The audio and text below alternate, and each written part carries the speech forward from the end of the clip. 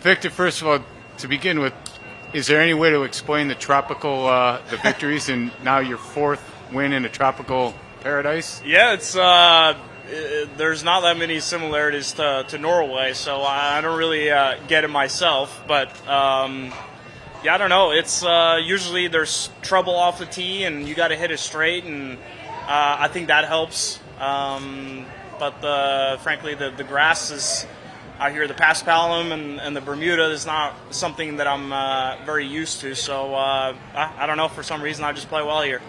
And when did you think you had a chance? When did you start thinking, hey, I got a chance? Yeah, I honestly, when I first teed off, and obviously got off to just making a few pars early on, I didn't really think winning was even in question. But after I made 3 birdies on a row at the end of the front 9, and I got to number 9, and I was in the greenside bunker, and I looked up at the leaderboard, and I saw, I believe I was tied for the lead, maybe 1 shot behind or something like that. And that's when I knew that, okay, if I play really well on the back 9, I got a chance. It's not an official PGA Tour win, but did it feel like one given the strength of the field and kind of the craziness? Hell yeah. W's a W, I guess. Yeah. There's only 20 guys in the field, but the players here are really well, and I feel like my wins have come when the field hasn't been as strong. So for me to do well in a field like this gives me a lot of confidence. And will you now take a break? Is it tough to take a break when you're playing so well? What's next in the next couple of weeks? I need a little break. So I'm going to Oklahoma from here, spend a couple days there, and then I'm going to Norway, so I'll spend Christmas there and just relax. I'm going to guess you can't play golf in Norway at Christmas time. No, it's been pretty cold right now, so I'm going to try to get some R&R. Victor, when you look at your wins, is it 5 in total, I think now, and World's Top 10, would you say you're ahead of schedule in terms of where you maybe thought you might be? Yes, I would say so. Still, it's crazy to think that I'm, still just playing the PGA Tour is pretty incredible. Just from, just thinking back to where I grew up and playing golf in Norway, you're playing golf 6 months out of the year, and it's pretty far-fetched to even just play golf professionally come from Norway. So for me to be here and winning tournaments is pretty unreal. Victor, have you played with a really, really big lead like that? I mean, 5 shots seems like a big lead, and is it a little bit bittersweet having roomed with Colin for the week? Yeah, obviously a little sad to see him not play his best today. He's a great player, and I expected him to just kind of roll away with a victory. But sometimes this sport is not that easy, and I'm sure he'll come back even stronger. It's I don't know how many strokes ahead I was out there at the most, but I just try to kind of stick to my game plan, and thankfully I had a really nice stretch there on the back 9 that kind of made me relax. I was going to say, what was the most impressive shot you hit in the back-to-back Eagles? Yeah, the bunker shot on 14 was not very easy. Ball was sitting down, and I was contemplating hitting it more out to the right, so I would give myself more green, because if it comes out dead with no spin, it's rolling off the green. But I decided to just give it some extra speed, which has kind of been one of the things I've been struggling with around the greens. If it's a high pressure situation, I tend to hit it soft and kind of, punt it more instead of going for the open face and hit it hard. And I decided to do that there, and it worked out. Victor, the first question is, can I have my pen back, which is about $10,000 now? Sounds good. I think I still have it in my bag. Okay. Tell us about the night before. I mean, you are actually rooming with Colin. Yeah. What kind of talks did you have, and what are you going to say to him when you go back? Yeah, I mean, we don't really talk that much about golf at night. He's got his caddy, his now fiance, and I've got my caddy and trainer. So there's a good amount of people in the house, and we're just eating food and talking and having a good time. So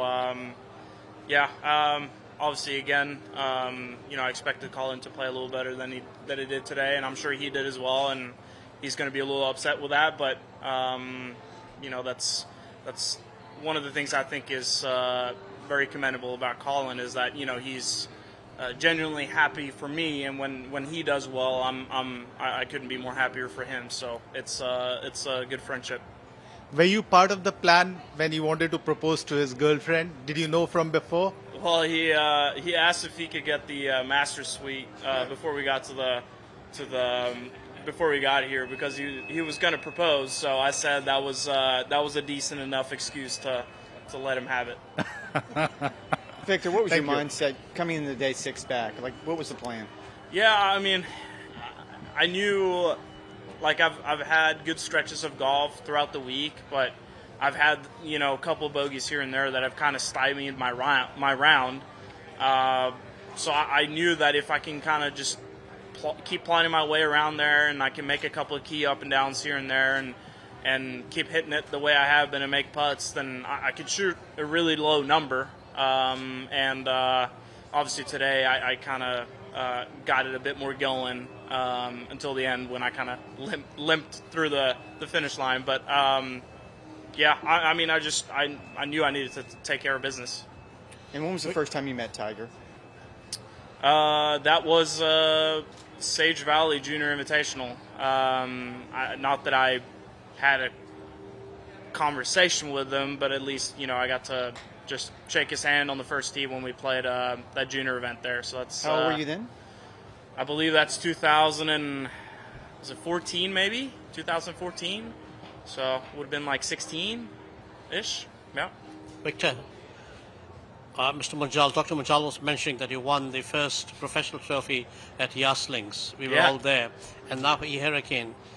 Did he speak to you before that, or was it just that he came up with it, or did you remember it and speak about it? Well, yeah, we had a thing at the gosh, I can't remember the track, but we did this thing for Abu Dhabi. Yeah, I remember that. Yeah. But did you guys speak about it this week before today?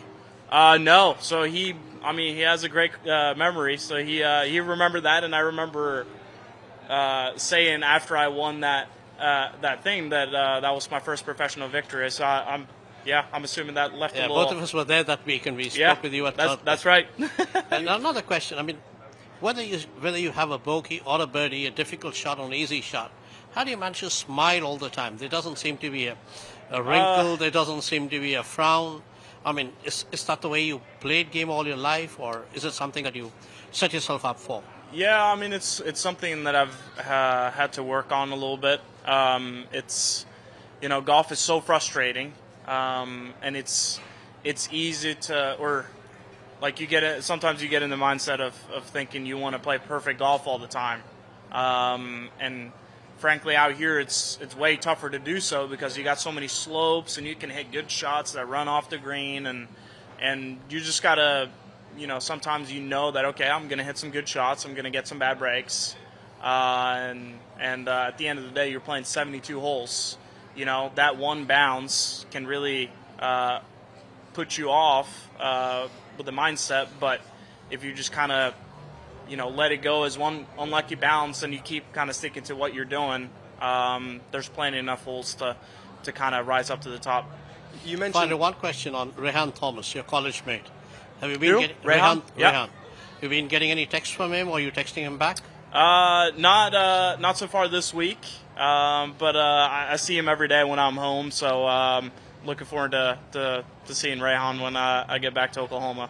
Thanks, Victor. Yep. Enjoy the win. Thanks. you mentioned how unlikely it is for a kid from Norway to play on the PGA Tour. How big of an inspiration, or how much did Tiger Woods factor into you being here? Yeah, I mean, just kind of, again, I remember sitting in the classroom just watching highlights on YouTube. So he definitely inspired me and helped me in that way. But, watching his highlights kind of make it seem even more far-fetched because you're out there you're going to be competing against this guy when you get on tour, hopefully. So It was more like that kind of made it more of a dream. But I took a lot of inspiration and motivation from Henrik Bjornstad, who is our first player on the PGA Tour. And I was lucky enough growing up that after he stopped playing, he did some stuff for our federation. And I was about 13 or 14 years old, and I got to pick his brains a little bit.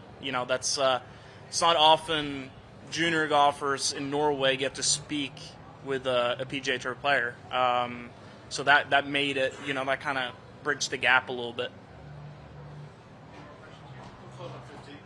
What club on 15? 7 iron into the green. Yep.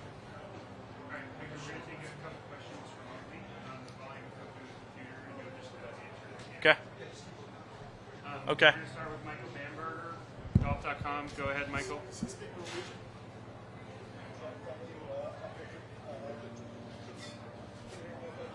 It's pretty low volume here. It's all the way up. Go ahead, Michael.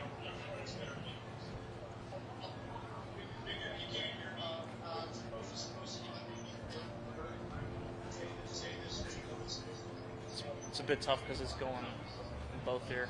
Michael, sorry. Could you just type your question in? Michael, could you type your question in, please? Yeah, maybe. Does that one go louder?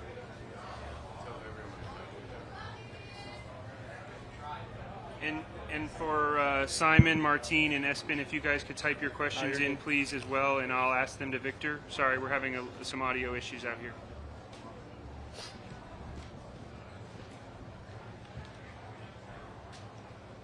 Sorry, Victor. You're good. Okay, so from Michael, what is the most interesting thing you saw Tiger do this week, and what is the most interesting thing you heard him say? I mean, hitting drivers is pretty crazy. It hasn't been that many months ago since his accident, so for him to be hitting golf balls is pretty crazy.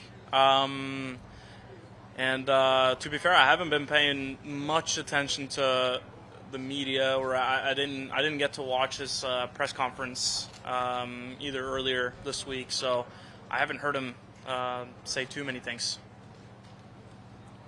Okay, just waiting on a couple more of these Yep. questions to come in.